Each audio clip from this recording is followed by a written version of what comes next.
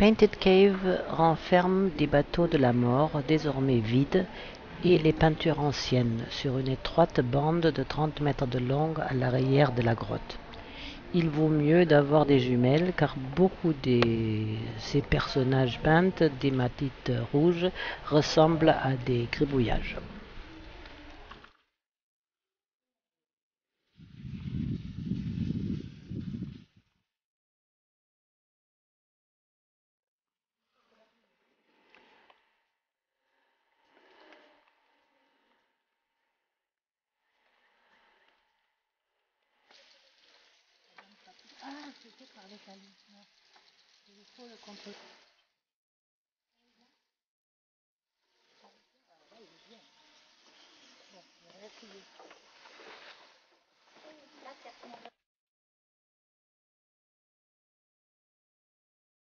Après le petit déjeuner dans le parc de Nia, nous continuons jusqu'au parc national de Lambéril, à 30 km de Miri, où nous avons un bungalow flambant neuf et nous commençons tout de suite notre première randonnée.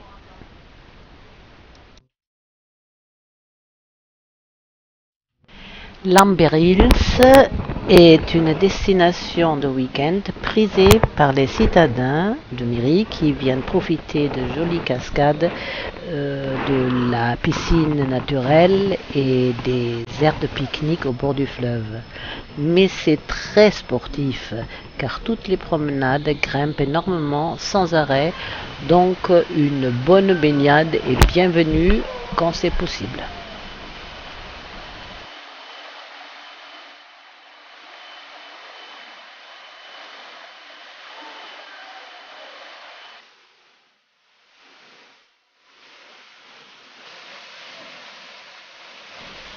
Pour être tranquille, il nous a fallu grimper beaucoup pendant 1h30, car seulement par ici nous sommes seuls pour nous reposer un peu de l'effort. Le soir, nous allons très bien dormir.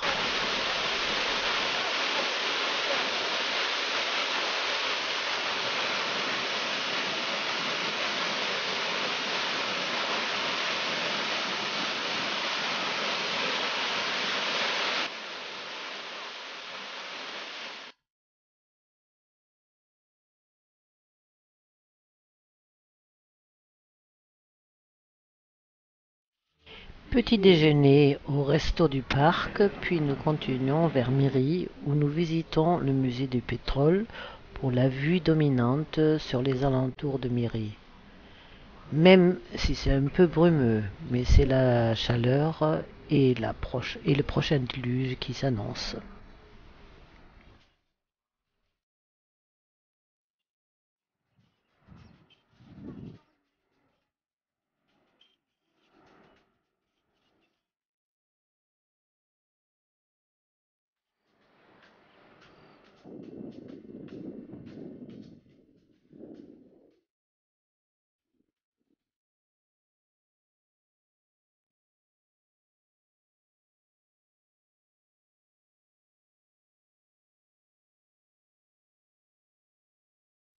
Comme toujours, le marché de poissons nous attire. Inouï, toutes ces sortes de poissons. Et surtout le prix, très modique, ça fait rêver.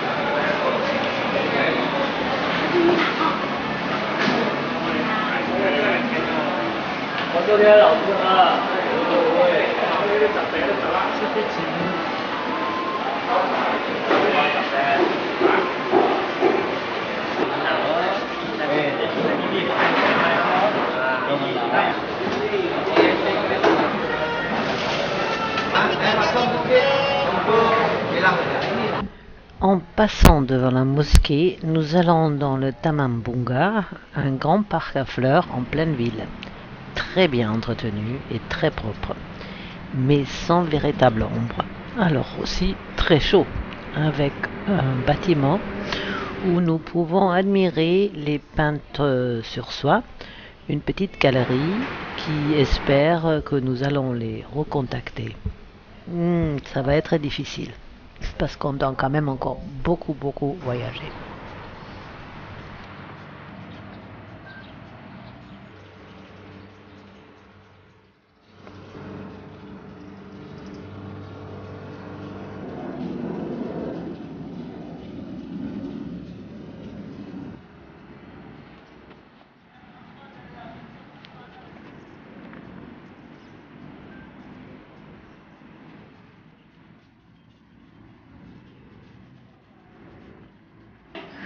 Ay, Sheila. Sudah kena idoran mo, tidak tahu balas. Ay, iya, tidak dapat lari. 67836. Ini mobil lah. Ini kompom yang lagi.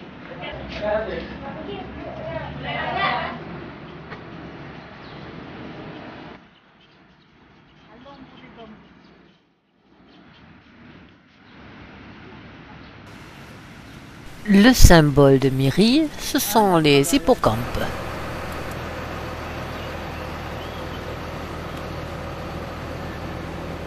Notre auberge de Globetrotter Islands est parfait pour une petite halte et bien située pour sillonner dans Miri.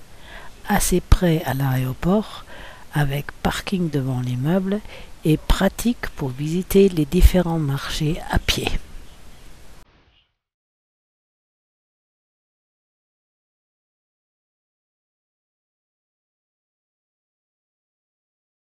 À côté du marché, le temple chinois avec ses murs peints. Dans les shopping centers, les préparations de Noël sont en plein boom. La voiture rendue au jeune Ahmed qui nous attendait déjà à l'aéroport, nous nous envolons vers le parc national de Gunung Mulu, inscrit au patrimoine de l'UNESCO.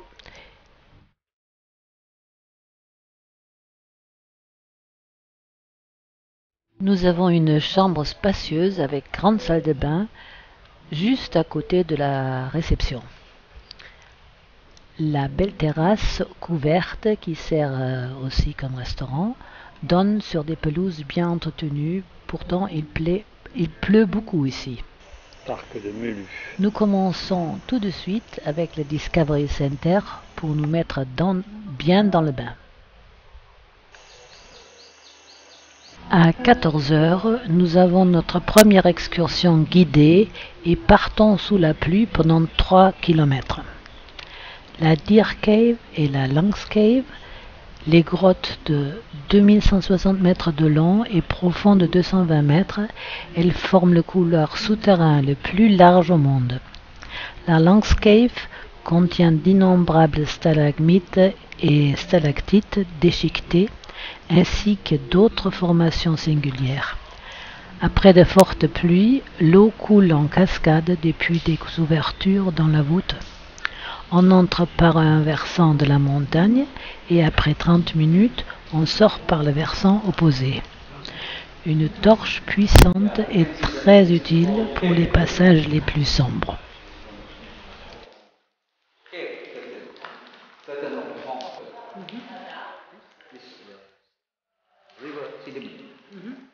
William is obvious river flowing through this way.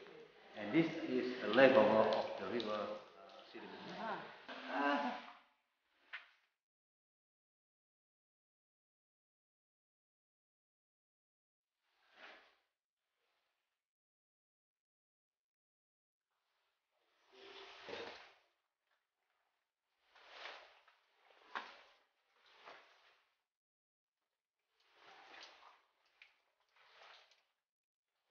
New formation.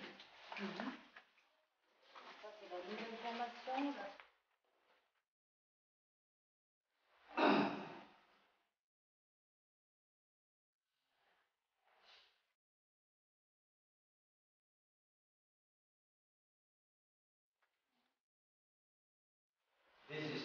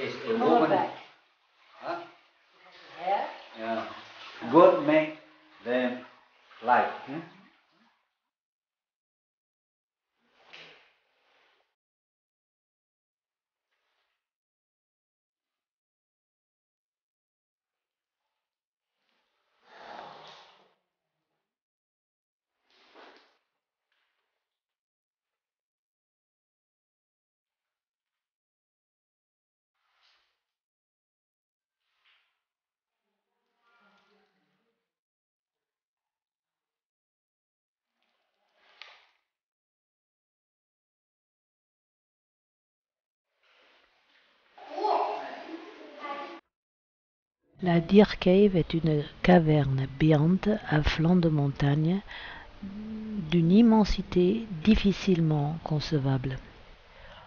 Elle ne possède pas les belles formations géologiques de la Long's Cave et l'amoncellement de guano sur le sol dégage une forte odeur d'ammoniac. Quelques 2 millions de chauves-souris tadarides s'accrochent à la voûte, si haute qu'on ne distingue qu'une masse noire.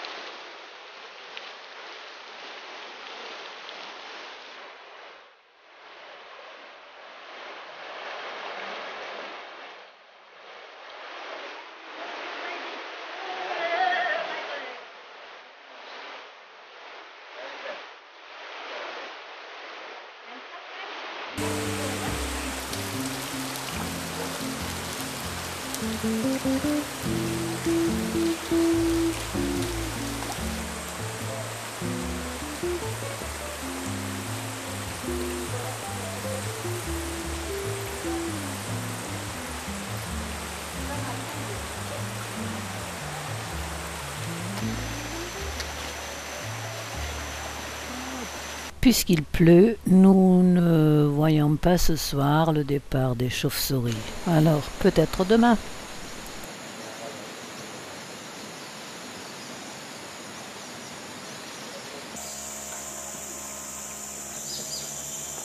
Le lendemain, sur notre planning, c'est la visite de la Clearwater Cave et de la Wind Cave. Malgré qu'on ne nous a pas donné le bon horaire, nous partons avec la prochaine pirogue à moteur sur le Sangay Melinau.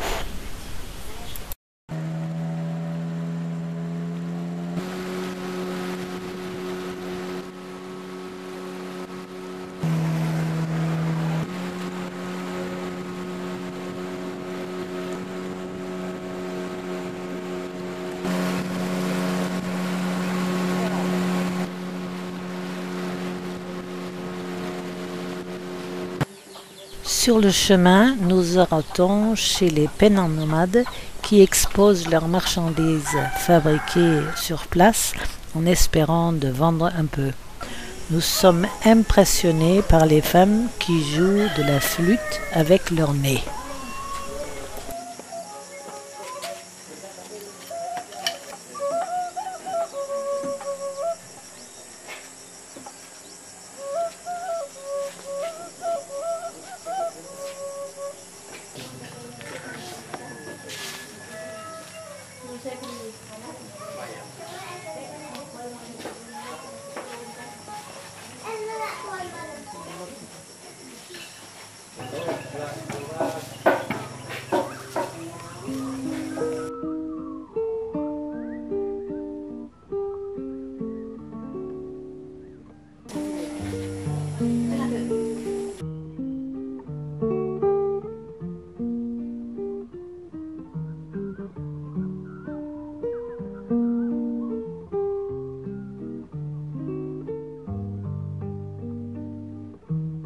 Puis nous nous enfonçons sous les falaises calcaires avec ces énormes plantes tombantes jusqu'à la Wind Cave, qui, intégrée au système de la Clearwater Cave, marque le point de départ de certaines de ces tunnels les plus longs. Des passerelles et des escaliers forment une boucle autour des cavernes imposantes et de superbes formations calcaires.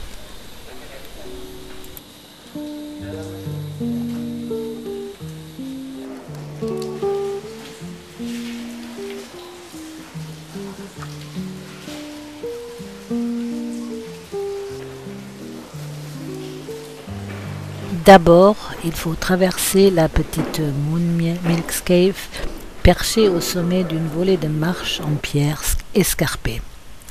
La prudence et une bonne torche s'imposent. Des racines noueuses rampent sur le sol, des formations rocheuses pendent à hauteur de tête, et certaines planches de la passerelle sont pourries.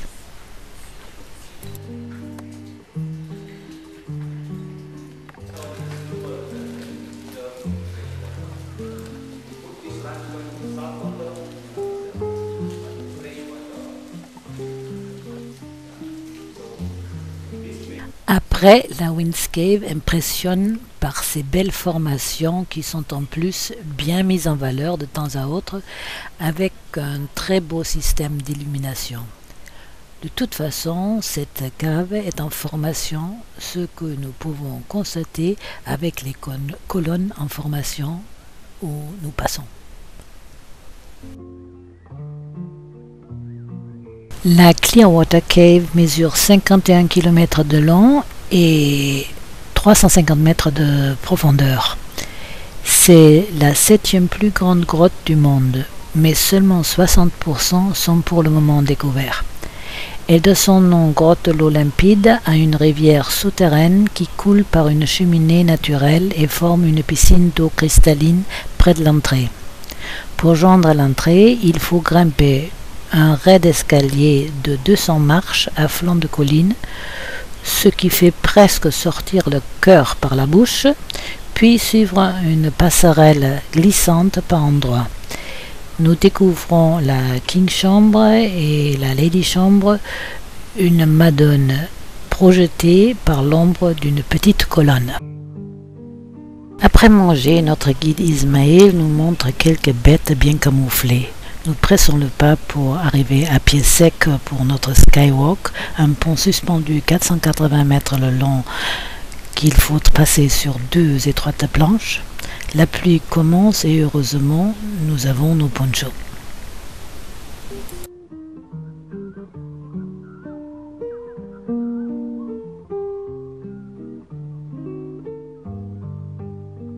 Le lendemain, avec du beau temps, nous promenons encore un peu autour du headquarter et sensibilisés par nos guides, nous découvrons quelques sujets de faune et flore intéressants.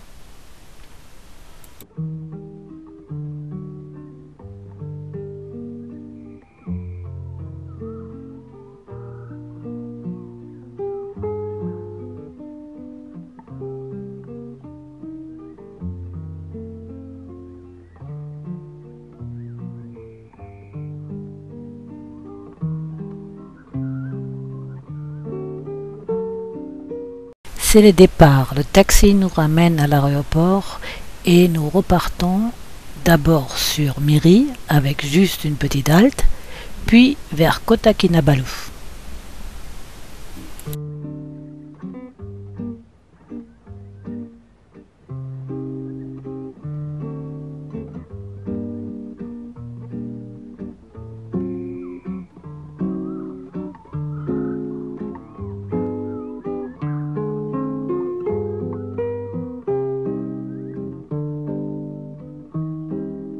À Kota Kinabalu, on fait des excursions de snorkeling. Nous pouvons déjà constater que l'eau est bien belle vue de l'avion, mais d'abord nous allons prendre quartier au Step-In Lodge.